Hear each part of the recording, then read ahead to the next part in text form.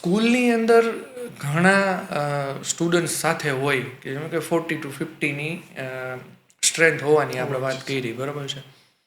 તો ઘણા એવા સ્ટુડન્ટ્સ ઓલમોસ્ટ જ્યારે આપણે એવું ઓબ્ઝર્વ કર્યું છે કે ભાઈ 50%થી અપ સ્ટુડન્ટ છે ને એ સ્કૂલમાં પૂરતું ધ્યાન નથી આપી શકતા. તો આ બાબતે તમારે શું કહેવાનું? એનું એક જ કારણ હોય છે સર કે અત્યારનું શું છે કે એક શિક્ષકો જે સ્કૂલમાં જોબ કરતા હોય છે કે એમનું મેનેજમેન્ટ હોય છે, એમનો એની માટે એક મર્યાદિત સમય હોય છે કે ભાઈ તમારે આટલા જ સમયમાં કોર્સ કમ્પ્લીટ કરી દેવાનો. અને એક જ સબ્જેક્ટના 3 કે 4 શિક્ષકો એકસાથે સબ્જેક્ટ ચલાવતા હોય છે, ચેપ્ટર ચલાવતા હોય છે. તો છોકરાઓ કન્ફ્યુઝ થતા હોય કે ભાઈ બીજા ચેપ્ટરમાં સરે આ વસ્તુ કીધી હતી, છઠ્ઠા ચેપ્ટરમાં આ સર કાલે લેક્ચર કરાવ્યું હતું ત્યારે આ વસ્તુ કીધી હતી. તો કંઈ ને કંઈ આપણે જોઈએ ને તો એ છોકરાઓ શું થાય છે, ત્યાં જ કન્ફ્યુઝ થાય છે. ઓકે. અને એમાં હું એમ કહીશ કે સમય મર્યાદિત રહી છે, એમાં કોઈનો આપણે વાક ના કાઢી શકીએ કે જે શાળા છે એ એમના પ્રમાણે કે ભાઈ આ ટાઈમે અમે કોર્સ કમ્પ્લીટ કરીએ તો શું થાય કે છોકરાઓને અમે પાછળ રિવિઝન માટેનો ટાઈમ આપીએ.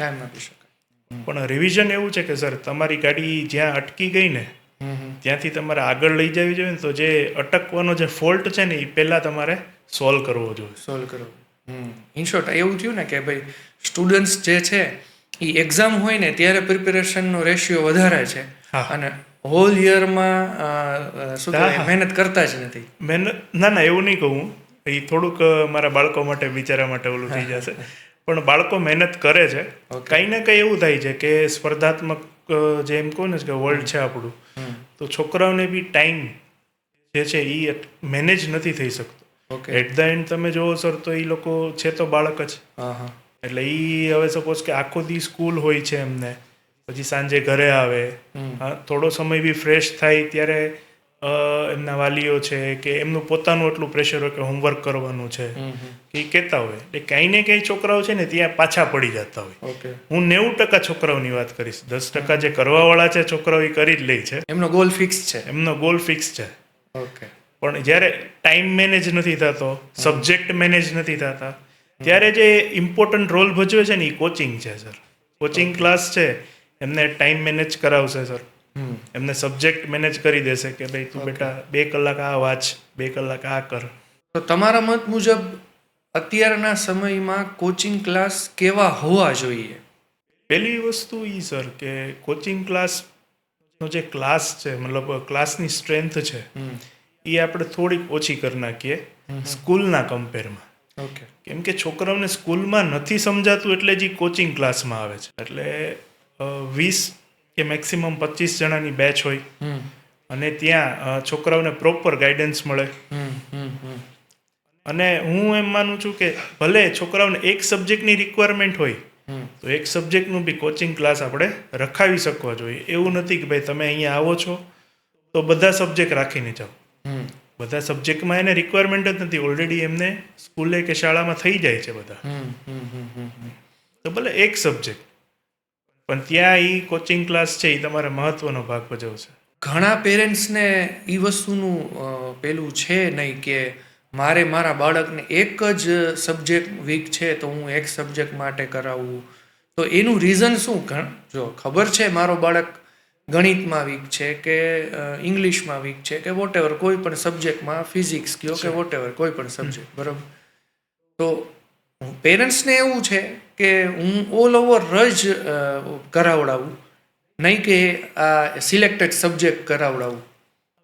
એમાં એક વસ્તુ શું છે સર કે જો છોકરો એ એક જ સબ્જેક્ટ જે વીક છે ને એની પાછળ જ પ્રિપેરેશન કરશે ને તો બીજા સબ્જેક્ટ એના વીક થશે. ઓકે. એટલે હું માનું ત્યાં સુધી એઝ અ પેરેન્ટ્સ મારું એવું હોય કે ભાઈ ધારો કે મેથ્સમાં વીક છે તો એની સાથે ભલે સાયન્સ બી કરી લે, ઇંગ્લિશ બી કરી લે, એમાં થોડુંક ઓછું ધ્યાન આપે કેમ કે એ એટલા વીક નથી. તો મેથ્સ છે એની ઉપર વધારે ફોકસ છે, પણ સાથે સાથે બીજા સબ્જેક્ટ એના છૂટી ના જવા જોઈએ. એટલે કંઈ ને કંઈ પેરેન્ટ્સના મગજમાં એ વસ્તુ ચાલતી હોય. તમારે ત્યાં કયા સ્ટાન્ડર્ડથી કોચિંગ ક્લાસ શરૂ થાય છે? હું સર સ્ટાન્ડર્ડ 8 થી કરાવું છું. 8, 9, 10, 11, 12 સાયન્સ. અને આપણે જે સ્પર્ધાત્મક એક્ઝામ્સ હોય છે કોમ્પિટિટિવ એક્ઝામ JEE અને નીટ સાથે. તો આપના ક્લાસીસની એવી શું ખાસિયત છે કે જે અત્યારે તમારે ત્યાં સ્ટુડન્ટ આવે છે? પહેલી વસ્તુ તો મેં તમને કીધી એમ કે મારે એક બેચમાં મેક્સિમમ 20 છોકરા હોય છે.